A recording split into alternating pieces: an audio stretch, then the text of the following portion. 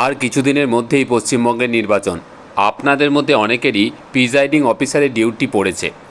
তো আপনাদের যাদের প্রিজাইডিং অফিসারের ডিউটি পড়েছে তাদের নানাবিধ কাজ কিন্তু করতে হয়। তো তার মধ্যে সবথেকে গুরুত্বপূর্ণ কাজ হচ্ছে প্রিজাইডিং অফিসার্স ডায়েরি। দেখুন, প্রিজাইডিং অফিসার্স ডায়েরি হচ্ছে এমন একটি তথ্যবহুল ডকুমেন্টস যেখানে ভোটের যাবতীয় তথ্য কিন্তু নথিবদ্ধ থাকে। আজকে আমি আপনাদের সামনে সেই প্রিজাইডিং অফিসার্স ডায়েরি কীভাবে ফিল আপ করবেন তার একটা স্যাম্পল কপি যেমন দেব, তারই পাশাপাশি সেটির বাংলা অনুবাদ কিন্তু আমি করে দেবো। আপনাদের কাছে রিকোয়েস্ট, যারা এই স্যাম্পল কপিটি ডাউনলোড করতে চান তারা অবশ্যই এই ভিডিওর নিচে যে ডেসক্রিপশন বক্স আছে সেখান থেকে সরাসরি ডাউনলোড করে নিতে পারেন। এছাড়াও কমেন্ট বক্স থেকেও এই কপিটা কিন্তু পেয়ে যাবেন। দেখুন, প্রিজাইডিং অফিসার্স ডায়েরি যেটাকে আমরা বলে থাকি যে অ্যানেক্সার 7, সেটা হচ্ছে একটা তথ্যবহুল কাগজ যেটি ভোটের যাবতীয় তথ্য কিন্তু নথিবদ্ধ করে রাখে। তো এখানে মূলত যে জিনিসগুলো খুবই ইম্পর্টেন্ট এবং বিভিন্ন সিচুয়েশনে এগুলো কিভাবে ফিল আপ করবেন সেগুলি আমি মূলত আপনাদের সামনে খুব সংক্ষেপে তুলে ধরার চেষ্টা করব। দেখুন, প্রথমেই এই অ্যানেক্সার 7-এর যে প্রিজাইডিং অফিসার্স ডায়েরি তার 1 নম্বর পয়েন্টে কী থাকে না, নেম অফ দ্য কনস্টিটিউয়েন্সি থাকে ইন ব্লক লেটার, মানে বড় হাতের ইংরাজি বড় হাতের অক্ষরে আপনাকে লিখতে হবে যে আপনার যে কনস্টিটিউয়েন্সি তার নাম। এটা যদি বিধানসভা হয় অবশ্যই অ্যাসেম্বলি কনস্টিটিউয়েন্সির নাম লিখবেন, লোকসভা হলে পিসি বা পার্লামেন্টারি কনস্টিটিউয়েন্সির নামটা লিখবেন, মানে যেখানে আপনার যে বিধানসভা বা লোকসভার আন্ডারে আপনার ভোটটা পড়েছে বা ডিউটি পড়েছে।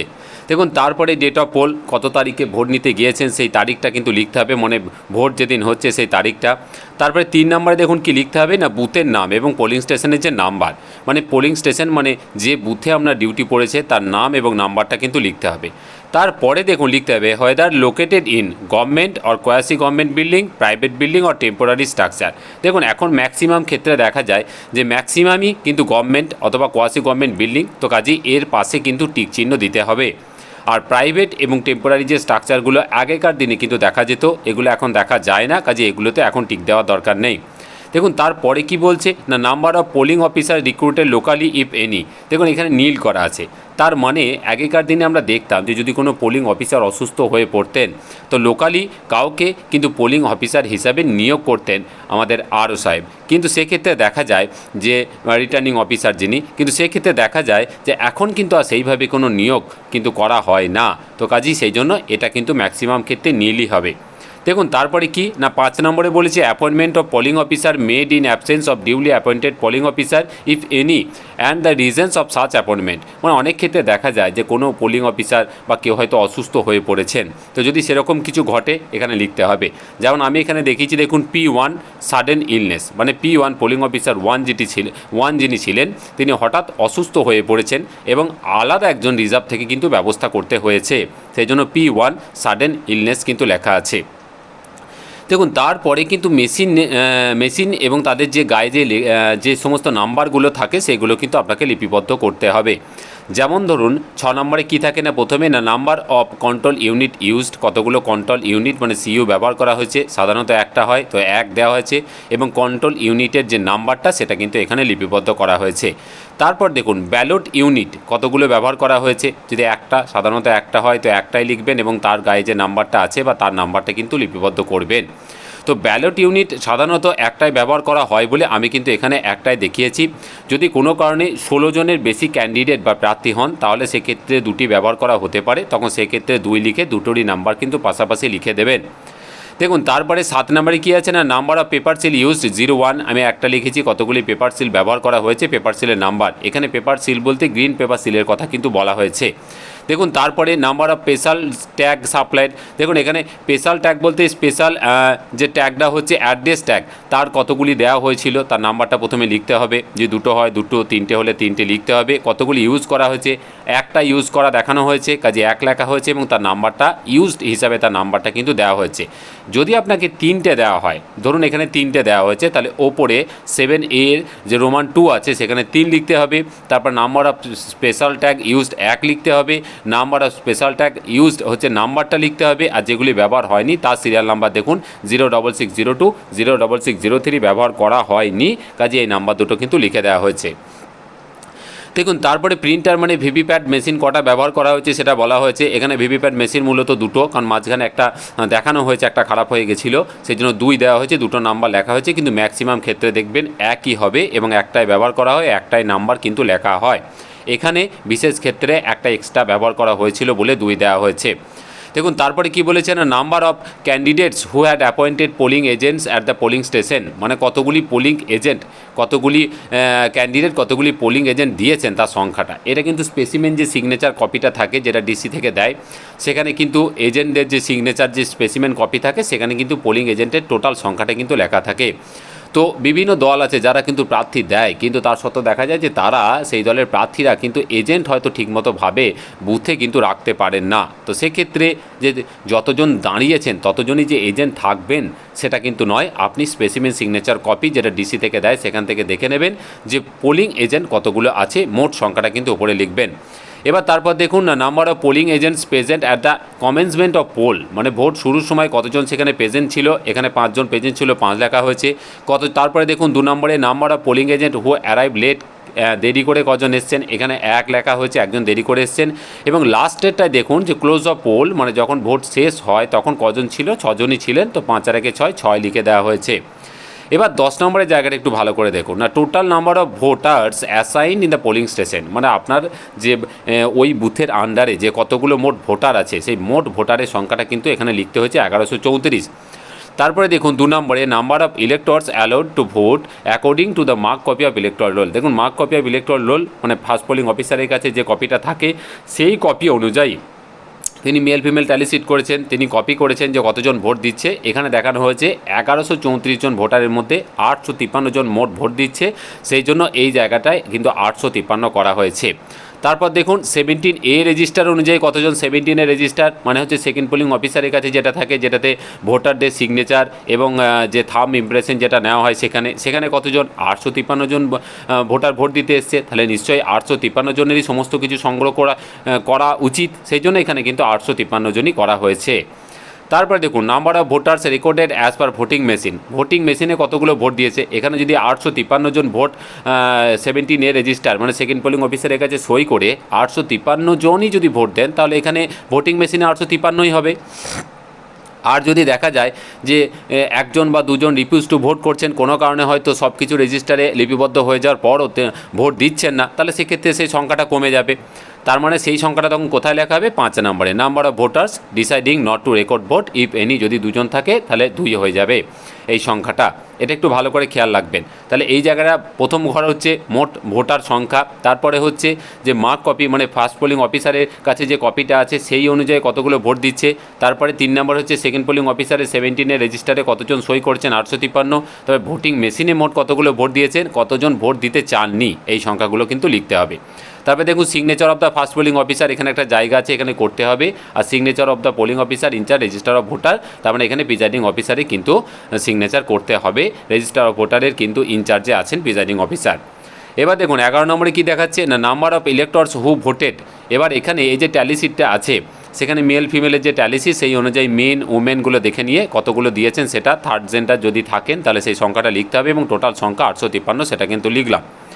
12 নম্বরে দেখুন চ্যালেঞ্জ ভোট এখন আর হয় না, ম্যাক্সিমাম ক্ষেত্রে এটা নীল হবে। চ্যালেঞ্জ ভোট আগেকার সময় দেখা যেত, এটা কী রকম ধরনের ভোট না, এটা দেখা যাচ্ছে কোনো একটা ভোটার ভোট দিতে এসছে, এজেন্টদের মধ্যে থেকে কেউ হয়তো তাকে চ্যালেঞ্জ করেছে, তো সেই ক্ষেত্রে সেই সংখ্যাটা এখানে কিন্তু লেখা হতো যে number allowed, number rejected, amount forfeited বলে এরকম কিন্তু হতো। এখন যেহেতু চ্যালেঞ্জ ভোট হয় না, কাজে এই জায়গাটা কিন্তু ব্ল্যাঙ্ক থাকবে। আগেকার দিনে 2 টাকা বিনিময়ে এজেন্টরা কোনো একটা ভোটারকে তার বৈধতাকে কিন্তু চ্যালেঞ্জ করতো। 13 নম্বরে দেখুন number of person who have voted on production of election duty, EDC certificate দিয়ে কতজন ভোট দিয়েছেন তার সংখ্যাটা এখানে কিন্তু লিখতে হবে। এখানে আমি 2 জন দেখিয়েছি, তাহলে ইডিসি সংখ্যাটা কিন্তু 2। এবার এখানে মনে রাখবেন যে ইডিসি সংখ্যা এই যে আমি 2 দিলাম, তাহলে এখানে এই যে মেশিনে কিন্তু মোট ভোটের সংখ্যাটা কিন্তু 2 অবশ্যই কিন্তু বেড়ে যাবে। কিন্তু mark copy of electoral role যেটা আছে, মার্ক কপি মানে হচ্ছে ওই বুথের যে ভোটার তালিকা সেখানে কিন্তু ওই ইডিসি যারা আছে তাদের নাম কিন্তু থাকবে না। তাহলে যখনই ইডিসি ভোট দেবে আপনি কি করবেন না 10-এর 1 নম্বর পয়েন্টে যে 1134 ভোটার আছে তার সাথে +2 লিখবেন, ব্র্যাকেটে ইডিসি লিখবেন 1 নম্বর। দ্বিতীয় নম্বরে মার্ক কপি অফ ইলেকট্রাল রোলে, মানে ওই ওখানকার যেটা ফার্স্ট পোলিং অফিসারের কাছে যে কপিটা আছে সেখানে ইডিসি যারা ভোট দিচ্ছেন তাদের নাম থাকবে না, এখানে কিছু করা যাবে না। 17-এর রেজিস্টারে অবশ্যই তার নাম লিপিবদ্ধ হবে, কারণ 17-এর রেজিস্টারে তার তথ্য এবং তার সাইডে ইডিসি লিখে যেহেতু ভোট দিচ্ছে তাহলে 853+2 হয়ে যাবে সেক্ষেত্রে। এবং মেশিনের ক্ষেত্রেও কিন্তু দুটি ভোট এক্সট্রা, মানে 853+2 855 হয়ে যাবে। যদি ইডিসি ভোট দেয় সেক্ষেত্রে mark copy of electoral role, মানে ফার্স্ট পোলিং অফিসারের কাছে যে কপিটা আছে ওই বুথের ভোটারদের যে লিস্ট, সেখানে কিন্তু এই ইডিসির কিন্তু ওই কপিটা কিন্তু মার্ক কপিতে থাকবে না। এবার ইডিসি যদি দেয় ভোট তাহলে সেক্ষেত্রে কিন্তু ইডিসি তথ্যটা ওইভাবে কিন্তু লিপিবদ্ধ করতে হবে এবং মোট ভোটারের যে সংখ্যা 1134+2 কিন্তু করে দিতে হবে। আচ্ছা, এইবার দেখুন কি বলেছে না, number of overseas electors who voted. Overseas বলতে সমুদ্র পার, মানে বিদেশের কথা বলা হচ্ছে। এখানে কেউ ভোট দেয়নি তাই নীল করা হয়েছে, যদি ভোট দেয় তো 1 লিখবেন আর বা 2 লিখবেন যেটা ভোট দিয়েছে সেটা। এবার সেক্ষেত্রে অবশ্যই কিন্তু তার ভ্যালিড ডকুমেন্টস হিসেবে পাসপোর্টটা কিন্তু দেখে নেওয়া উচিত, আপনার অবশ্যই যাচাই করে নেওয়া উচিত। দেখুন তারপরে কি বলেছে, number of electors who voted with the help of companion. যদি কোনো কেউ কম্প্যানিয়ন মানে অশক্ত অসমর্থ ভোটার যারা আছে তারা অনেক সময় কম্প্যানিয়ন নিয়ে ভোট দেন।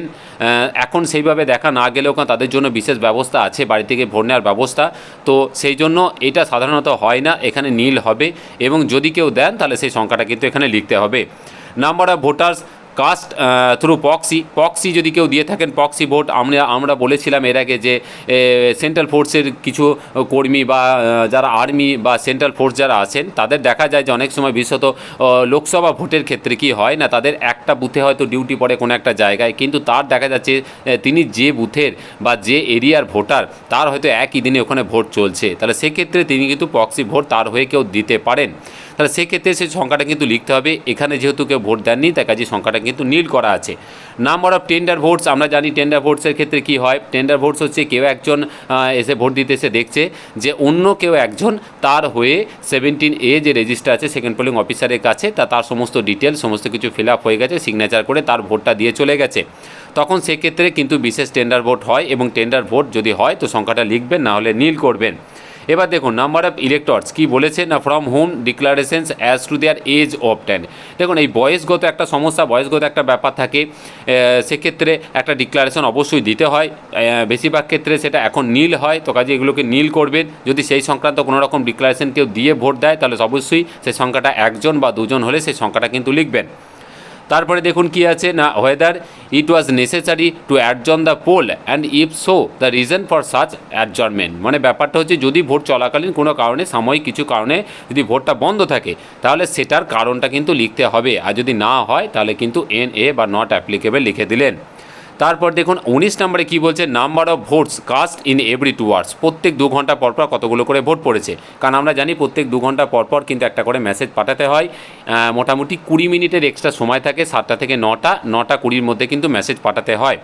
এবার দেখুন 7টা থেকে 9টার মধ্যে 83টা ভোট পড়েছে, 9টা থেকে 11টার মধ্যে 176। এবার এই যে ভোটগুলো 83, 176, 361, 585, 698 এগুলো কিন্তু মোট ভোটের সংখ্যাটা পাঠাতে হয়, কিন্তু আপনাকে রেজিস্টারে দেখুন ব্র্যাকেটে আমি লিখে দিয়েছি এগুলো মাইনাস করে করে, মানে 7টা থেকে 9টা দেখুন 83, 9টা থেকে 11টা মোট ভোট পড়েছে 176, তাহলে মাইনাস করলে কত হচ্ছে না 93। এগুলোও কিন্তু মাইনাস করে করে আপনাকে হিসাবটা ডান দিকে লিখে দিতে হবে। এবং তারপরেও যদি 5টা দেখুন 5টা পর্যন্ত আছে, 5টা থেকে 6টাও দেখুন এক্সট্রা করা আছে, 5টা থেকে 6টা দেখুন আরও এক্সট্রা 118টা ভোট পড়েছে দিয়ে করা আছে 816টা মোট কিন্তু ভোট পড়েছে, সেটাও কিন্তু এখানে এক্সট্রা করা আছে। তারপরে দেখুন কি করা আছে না, যারা ভিজিটে এসেছিলেন ভোট চলাকালীন তাদের ডিটেলস যাবতীয় তথ্য কিন্তু এখানে লিপিবদ্ধ করতে হবে, তাদের নাম লিখতে হবে এবং ডেজিগনেশন লিখতে হবে পুরো বাঁ দিকটায়, তারপরে কোন সময় টাইমটা লিখতে হবে, কখন ভিজিটে এসছেন, brief description of polling process, মানে সেই সময় পোলিংটা ভোটিং প্রসিডিউরটা কীরকম শান্তিপূর্ণ ছিল কিনা, অবশ্যই পিসফুল ছিল, পিসফুল লিখবেন, এবং কি সেই সময় 17A রেজিস্টার মানে যেটা সেকেন্ড পোলিং অফিসারের কাছে আছে সেই অনুযায়ী কতগুলো ভোট পড়েছে, as per the EVM machine অনুযায়ী কতগুলো ভোট পড়েছে। সাধারণত এটা কিন্তু সিমিলার হওয়া উচিত বা একই কিন্তু হওয়া উচিত, সেই অনুযায়ী দুটি তথ্য কিন্তু এখানে দিতে হবে। দেখুন 20 নম্বরে কী বলেছে না, number of slip issued at the closing hour of the poll of elector standing in the queue, মানে কিউ স্লিপ কতজনকে দেওয়া হয়েছে, মানে টাইম শেষ হয়ে যাচ্ছে কিন্তু দেখা যাচ্ছে অনেক ভোটার বাইরে দাঁড়িয়ে আছে, তখন আমাদের যে এক্সট্রা যে কিউ স্লিপ দেওয়া হয় অপেক্ষারত যে স্লিপ, সেই স্লিপ কতজনকে দেওয়া হয়েছে এবং তারা সেই স্লিপের বলে পরবর্তী সময় ভোট দিচ্ছেন সেই সংখ্যাটা কিন্তু এখানে লিখতে হবে। 37 আমি এখানে দিয়েছি, 37 জন এখানে ভোট দিয়েছে। তারপরে দেখুন 20 বিটা বলেছে যে লাস্ট কখন ভোটটা কিন্তু শেষ হয়েছে, সেটা আমি 6:35 দিয়েছি, 6:35 শেষ হয়েছে। এবার দেখুন 21 নাম্বার থেকে পরপর যে সমস্ত সিচুয়েশনগুলো আছে 21 থেকে একদম 26 পর্যন্ত, এগুলো ম্যাক্সিমাম ক্ষেত্রেই কিন্তু নীল হবে। এগুলো হচ্ছে খুব এমার্জেন্সি কন্ডিশন বা কোনো রকম ল অ্যান্ড অর্ডার থেকে শুরু করে যাবতীয় কোনো রকম জিনিস যদি কোনো কারণে হ্যাম্পার হয়ে থাকে সেই সিচুয়েশন, এটার বাংলা অনুবাদ আমি করে দিয়েছি। প্রত্যেকটা জিনিস বলতে গেলে ভিডিওটা অনেক দীর্ঘায়িত হয়ে যাবে। এর নিচে দেখবেন বাংলা অনুবাদ করা আছে, আমি দেখিয়ে দিচ্ছি আপনাদের। দেখুন প্রত্যেকটার বাংলা অনুবাদ কিন্তু করা আছে, এখান থেকে আপনারা দেখে নেবেন যে কি কি কন্ডিশন এখানে মোটামুটি বলা হয়েছে, তো সেই অনুযায়ী কিন্তু আপনারা এখানে ফিল আপ করতে পারেন। যেমন ধরুন এখানে একটা বলা আছে দাঙ্গা হয়েছে কিনা, প্রকাশ্য সহিংসতা হয়েছে কিনা, প্রাকৃতিক দুর্যোগ কিছু হয়েছে কিনা, বুথ দখল হয়েছে কিনা, ভোটিং মেশিনে ব্যর্থতা হয়েছে কি হয়নি, তারপরে কোনো ছদ্মবেশ ধারণ করে কেউ কোনো সমস্যা করেছে কিনা, এই বিভিন্ন ধরনের কিন্তু কারচুপি বা অন্য ক্ষতিগ্রস্ত বা বিকৃত অবস্থার কথা কিন্তু বলা হয়েছে। এগুলো ম্যাক্সিমাম ক্ষেত্রে কিন্তু নীলই হয়, সেই জন্য আমি কিন্তু এখানে নীলটাই দেখিয়েছি। যদি আপনাদের ক্ষেত্রে কোনো রকম সমস্যা হয় তাহলে আপনারা এগুলোকে কিন্তু সেইগুলোকে আপনাদের সিচুয়েশন ওয়াইজ কিন্তু মার্ক করতে পারেন। এখানে আমি শুধুমাত্র একটা জিনিস দেখিয়েছি, দেখুন যে 22-এর দাগের যে একদম যে লাস্টের পয়েন্টটা আছে সেই পয়েন্টে মানে 5 নম্বর পয়েন্টটা, 22-এর 5 নম্বর পয়েন্টটা failure of voting machine yes করেছি, মানে ভোটিং মেশিন ভিভিপ্যাটটা একটু ডিস্টার্ব করেছিল বলে ইয়েস করেছি এবং তার কারণে আমি দেখিয়েছি দেখুন ভিভিপ্যাট ওয়াজ ডিফেক্টিভ, সেই জন্য দেখুন উপরের দিকে ভিভিপ্যাটের সংখ্যাটা কিন্তু 2 দেওয়া হয়েছে। আপনাদের যদি কোনো সমস্যা না থাকে এটাকে কিন্তু নীল করবেন। তারপর একদম 27, তাহলে আমি কি বললাম 26 পর্যন্ত, 20 থেকে একদম 21 থেকে 26 পর্যন্ত কিন্তু ম্যাক্সিমাম ক্ষেত্রেই কিন্তু নীল হবে। 21 থেকে 26 যদি আপনার বুথে ভোটিং মেশিন থেকে শুরু করে যাবতীয় কোনো সমস্যা না থাকে তাহলে এটা কিন্তু নীল হবে।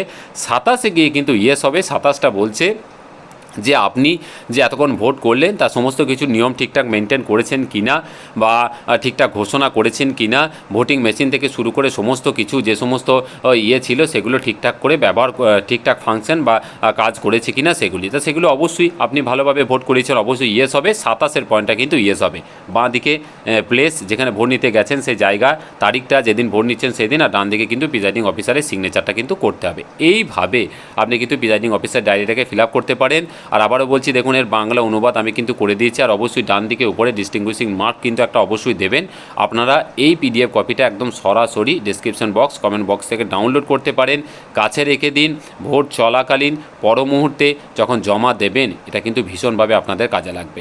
আর যদি চ্যানেলে নতুন হন আবার বলছি চ্যানেলটিকে সাবস্ক্রাইব করুন, ভিডিওগুলোকে উপকারের জন্য কাজে লাগার জন্য বেশি করে শেয়ার করুন। খুব ভালো থাকবেন, ধন্যবাদ।